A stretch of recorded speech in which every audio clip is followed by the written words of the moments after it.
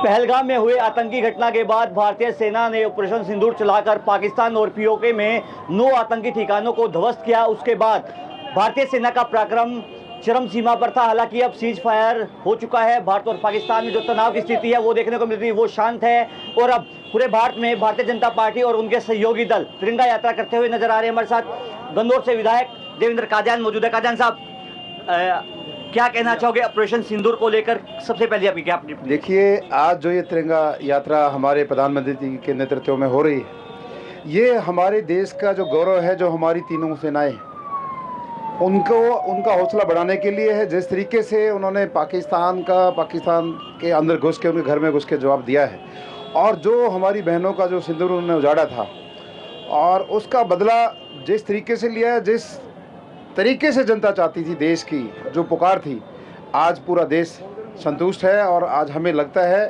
कि आतंकवाद का जवाब इसी तरीके से दिया जाएगा। और मैं समझता हूँ इस टाइप की यात्रा में हर पार्टी, हर दल, इसमें राजनीति से ऊपर उठकर सबको शामिल होना चाहिए, क्योंकि ये हमारे सैनिकों की शहादत को भी ये तिरंगा यात्रा उनके लिए नॉमिनेटेड है, और उनका जिन्होंने ये जंग जीती उनके लिए भी, उनका हौसला बढ़ाने के लिए। सर, अब की बार जो विपक्षी दल थे, खासकर खड़गे साहब, राहुल गांधी, सोनिया गांधी, वो लगातार इस ऑपरेशन सिंदूर के पक्ष में खड़े हुए नजर आए।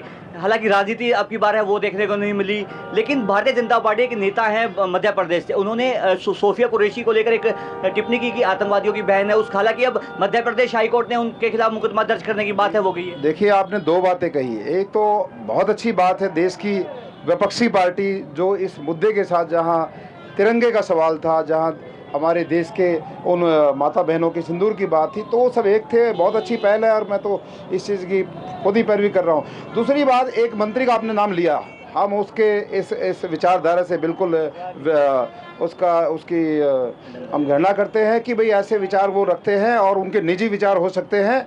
और यहाँ हमारे देश में चाहे कोई किसी धर्म से भी, किसी उससे ताल्लुक़ रखता है, जिसको तिरंगे से प्यार है वो भारतीय है।